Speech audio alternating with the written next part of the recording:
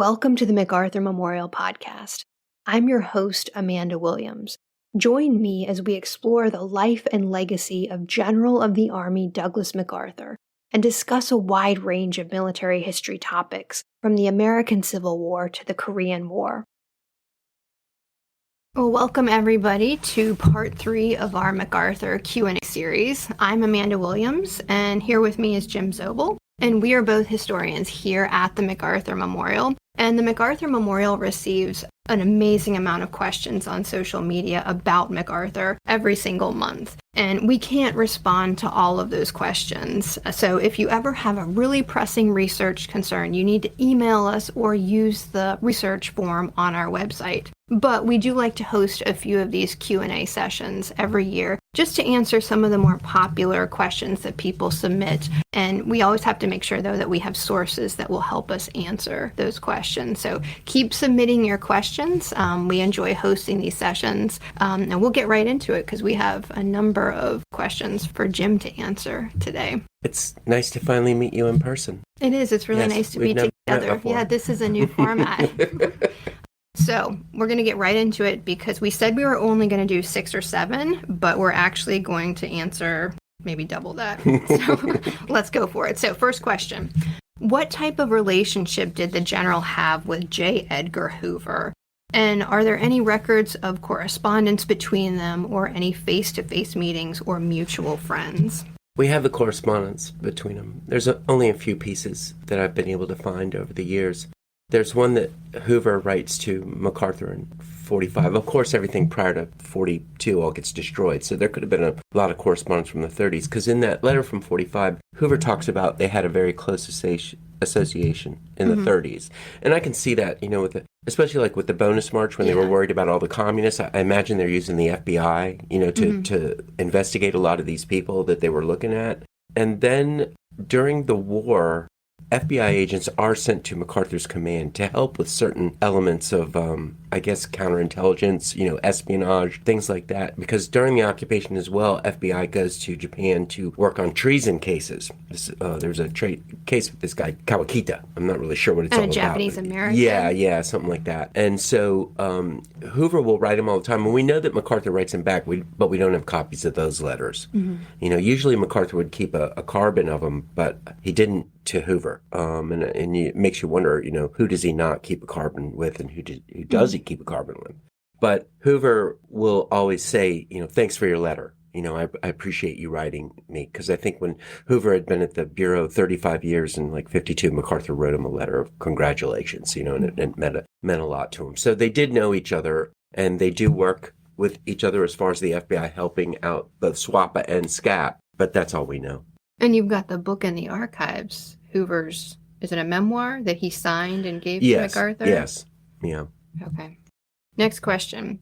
Did any of the presidents who took office after MacArthur's death, other than Nixon, meet or have correspondence with the general? So that'd be Ford, and then Carter, and then Reagan. And I don't think we do. I've never seen any kind of correspondence from Ronald Reagan. We have all his correspondence is cataloged in the computer, and I've never come across anything like that. And when Joe was doing it, Joe was the guy cataloging a lot of stuff. He would have pointed that out. Mm-hmm. That, hey, I found this letter from Reagan. I think somebody had said in that question that they talked about Ford was on the House Appropriations Committee and probably had written MacArthur, but he doesn't. Ford writes Gene, and as well Reagan writes Gene. Jimmy Carter never does, so we know that they know her, because they had meetings with her, throughout that time in the 70s and in the 80s as well. But I don't think anybody after Nixon does. No. All right. If the general was elected in 1952 instead of Eisenhower, can you think of 3 people who might serve in cabinet or cabinet level positions, and what type of position? And the person that asked this question was saying they were leaning towards Eisenhower as Secretary of State or Secretary of Defense, and General Whitney as Chief of Staff. Yeah, I can see Whitney as a Chief of Staff. I think he would have brought in Hugh Casey, his engineering officer, because Casey just had this mind that could basically, like an engineer, look at it and I'm going to solve this. Casey goes on to take over the New York subway system, after the war. And as well, even though he was an engineer, they would get into, like when they first landed at Lingayen, everything's such a mess that MacArthur just says, Casey, you got to organize this. And he comes in and organizes everybody. So I can see people like that. He was also people like Frank Ross McCoy, who was on the Far East Commission and as well had been a general in World War I. But Kenneth Royal, who was, I think he was the Secretary of the Army or something like that during that period of the occupation. A lot of these people that MacArthur works with during that occupation period that are civilians in government. I think he would have looked a lot to them as well, because he does, have some good allies in that sense. But I think a few of them at least would have been Army officers. But I think they would have, like I said, with Casey, I think they would have been engineers. Because these guys, Sverdrup. Sverdrup. Yeah, sure. Do you think Eisenhower? You don't know. I don't know that Eisenhower would have said yes. That's right. But I don't know if if MacArthur would have even asked him.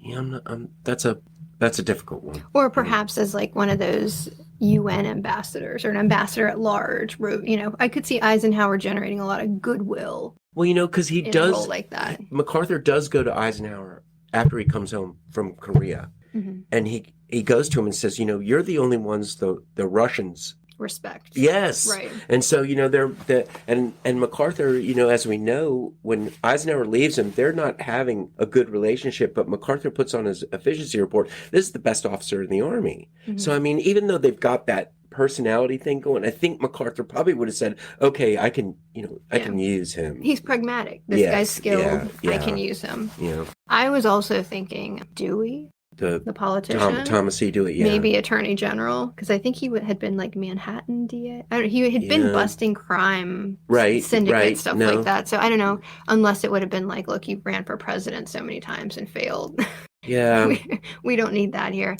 And then I also thought Claire Booth Luce. Wow. Because by this point you have women generally. Right. You have one or two women in a cabinet. And I was thinking, who would MacArthur have picked? What woman does he seem to have respects her contact? probably more than anybody. He likes her. Yeah. And so I could see her as some cabinet member. But it was an interesting question. Yeah. I hadn't thought about it much, really, until you said that. But yeah.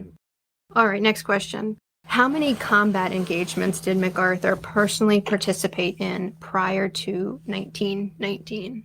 Well, there's the Philippines in 2003, when he gets in that scrap on Guimaras Island, and then Veracruz, which is 1914, and then Luneville Baccarat. That's the first sector they get into.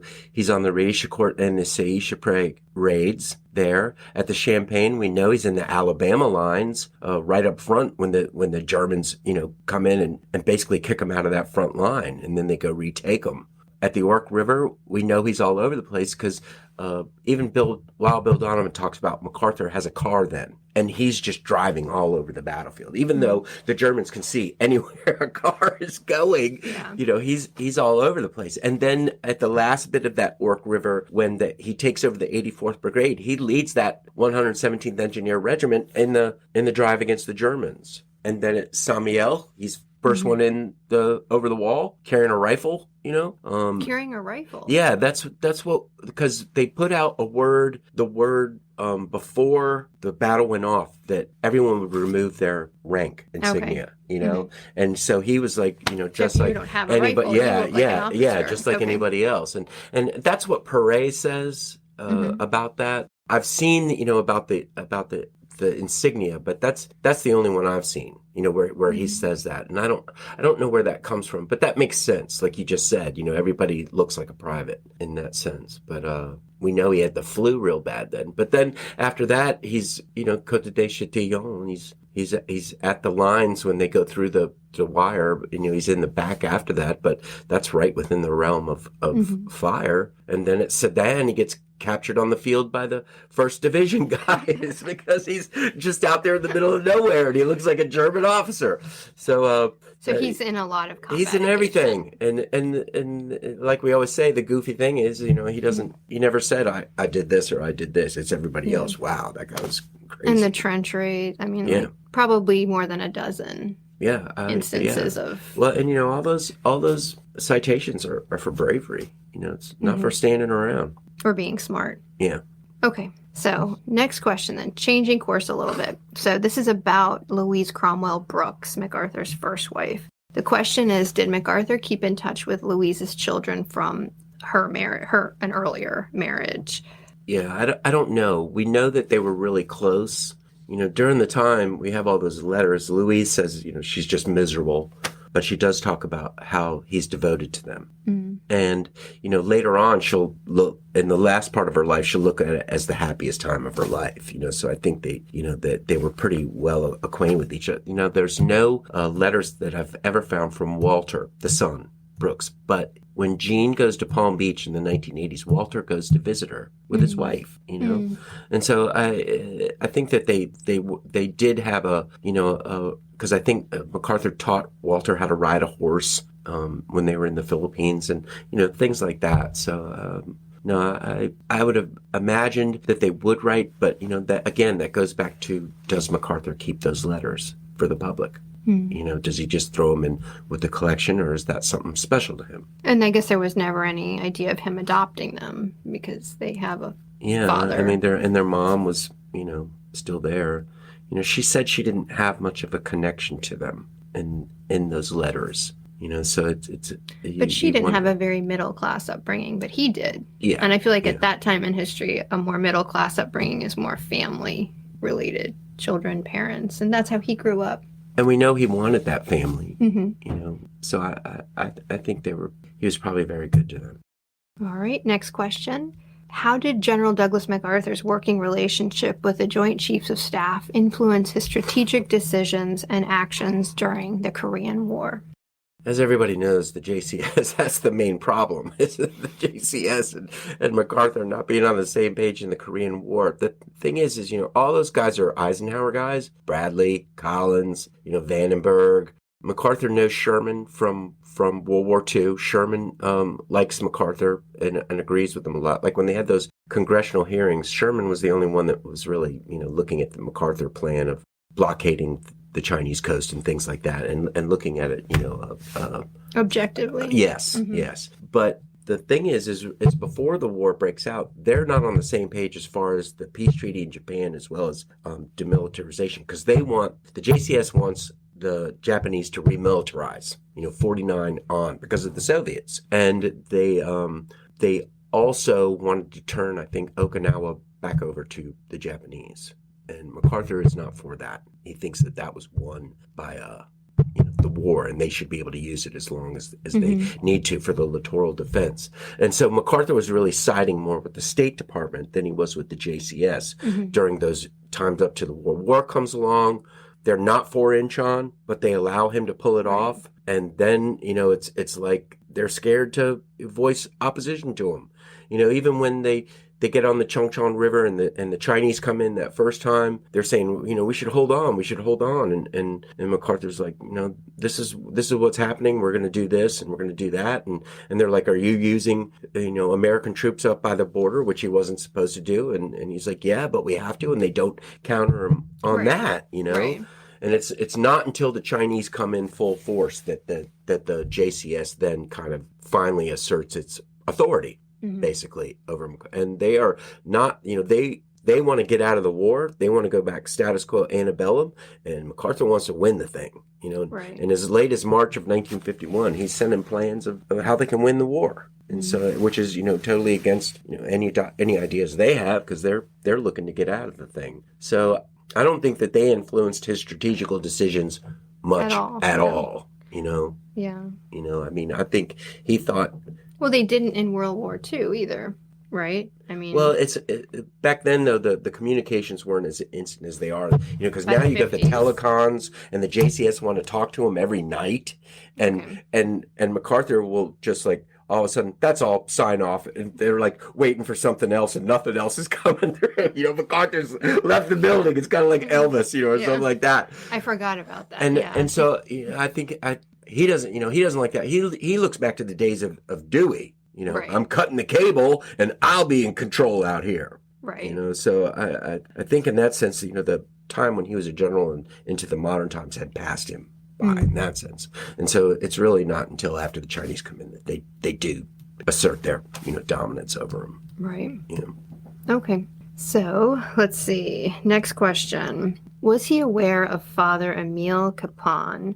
He was a chaplain during the Korean War who died in a POW camp. Yeah, and helped so many people. Helped so many prisoners Medal of war. Honor recipient. Yeah. We had a prisoner of war that was here that first made me aware of this guy. But I never found, I'm sure that people probably wrote MacArthur about him, but I haven't found it. Yeah. I haven't seen that as of yet. So I don't know of any connection to them or, MacArthur would have had to have signed well, not really, because that would have been after the war that they figured all that out. But he gets I'm not the Medal sure. of Honor, 10 years ago? Posthumously, or 5 years ago. Yeah. So very recently. And we've had some other POWs that sent articles, about him as well. All right, next question. Did FDR, Stimson, and Marshall explicitly approve MacArthur's plan to defend the Philippines on the beaches? Why didn't experienced soldiers like Marshall and Stimson recognize that this plan was unrealistic? Well, they did. They all gave the approval to it. The thing is it's not only MacArthur that thinks the Japanese won't invade till April of 1942. That's the War Department's G2 position, is that the Japanese won't be able to put this thing together until that time frame. And they're all thinking he's going to have, 250 bombers by then. He's going to have hundreds of planes. It wasn't so much, the defending on the beaches as using all those Filipinos that had no training or, weren't very good at all. It's like Grunert said, you should have had the Philippine division as a reserve, thing behind him maybe, and then working up to the beaches. Because that would have been the, U.S. 31st, the Philippine Scouts, and that's what were the best troops that MacArthur has there. And they also had more firepower. And so I think it's not so much the defending on the beaches as who he's using. And I think that the War Department doesn't counter it because they believe he's going to have all this stuff by then. All right. Next question. Given General MacArthur's love of West Point, did he struggle with the decision he made not to be buried there? No, it was instantaneous. As soon as they said Norfolk wants to have everything, a museum and archives with all your papers, they said MacArthur didn't even have to think about it. He was like, yeah, I like that idea. And that's what both Duckworth, the mayor of Norfolk, and Roy Martin, who then became mayor after Duckworth said, they were in there and they said, this will be the biggest thing Norfolk ever has. And they said MacArthur's eyes were just like, yeah, I like that idea. And once he saw the city hall, it's impressive. Yeah. So no, I don't think he had any qualms about it at all. Not even, even just forgetting West Point, but you think about his parents in Arlington. Nothing. I guess you can't have a museum there. Yeah. So this was the full package here in Norfolk. Okay. Yeah. He thought it was weird, to be buried in the middle of a museum. And he also thought it was very morbid to come visit a place where you're going to be buried, And that's just what he thought, But he wanted it. But he wanted it. Yeah, sure. Yeah. Okay. All right. Did John F. Kennedy and MacArthur talk about the Soviet nukes in Cuba in August 1962? And did MacArthur give advice to JFK that was later used 2 months later? The blockade idea. Oh, advice about blockading Cuba? Mm-hmm. I looked at that. I saw that question come in, so I went back to those transcripts of that meeting between Kennedy and MacArthur. Mm-hmm. There was no transcript of the meeting in April right after. Okay. When Kennedy comes to see right him. after Bay of Pigs, yeah, when he sees him at the Waldorf, we don't know what they said about there. Mm-hmm. Now, when MacArthur comes in August '62, and I think it's right before they do the Thanks of Congress award, and MacArthur goes to see him, and they spend about an hour together. They talked about politics. They talked about Asia a lot, especially about how to get the Chinese out of the Vietnam Indochina sphere. And they talked a lot about dropping guerrillas on the shore of China from Taiwan. They talked a lot about MacArthur had an idea for this nuclear cartridge that one soldier could carry. And he could fire it like 200 yards and eliminate like a regiment, in front of him, And so MacArthur was really talking about this atomic gun thing the whole time. There's something like that in Age of Empires. It's a cheat code. And then, he does talk about a blockade, but he's talking about if the Soviets and the Chinese moved into India, and and you could blockade them. And he talked about if like World War III comes, the missile thing will play itself out. The air forces will probably neutralize each other, and then it's going to come down to the Navy, and it's all about blockades. They don't talk about Cuba at all, in that message. But maybe Kennedy gets that blockade thing, but I think a lot of his Navy leaders are probably telling him that as well.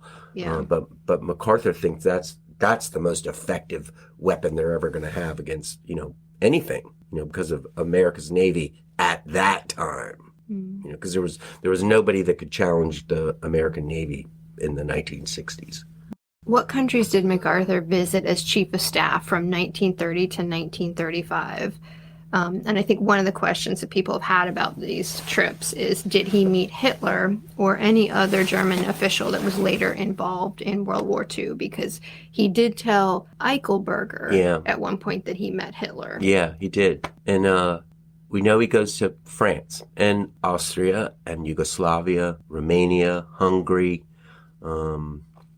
Poland, because he meets a lot of those great leaders there. So it's a lot of those countries that had kind of not really allied with Germany, but like Hungary, Romania, they were all, in that sphere in World War I. And he's going to check out, he goes to Turkey as well. But we don't have any official, there's no photographs of him, with German officials. There's no kind of official documents that say he goes to these other places. We have letters from the French when he goes over there and he writes about wanting to have certain people, be with him that he knew in the war. And so, and then there's, letters with him and the Czechoslovakian group he sees. There's letters between him and other groups in Yugoslavia that he meets. And then we know that he meets with Kemal Ataturk in Turkey. So we have records of all these other places he goes because there's so many pictures. But, there's only one portrait I've seen of MacArthur where it says on the bottom of it, or it said on the back of it, Berlin. But it's such a famous picture of him as chief of staff that I don't think that was taken in Berlin, but it could have been, and could he have met Hitler? Yeah, sure, he could have, but, there's nothing we have here that points to that, of him going there, to Germany. And what do we make of it then, when he tells people like Eichelberger, I met Hitler? That's what I mean. Is he exaggerating? I learned 30 years ago never say no because, somebody could come tomorrow. Oh, MacArthur was at dinner here with us, in 1932 or 33. The thing is, though, is like, is Hitler's not, I guess the 33 he's made chancellor, but I don't know, what was the month would the Chancellor of Germany meet the chief of staff of the U.S. Army? Probably, but... you're at least talking about some of the other military officials probably would have had to. It's their counterpart. So who knows? No, I don't know. It's just inconclusive. Nobody's ever, put in any book. You would have thought he would have put that in his autobiography. Sure.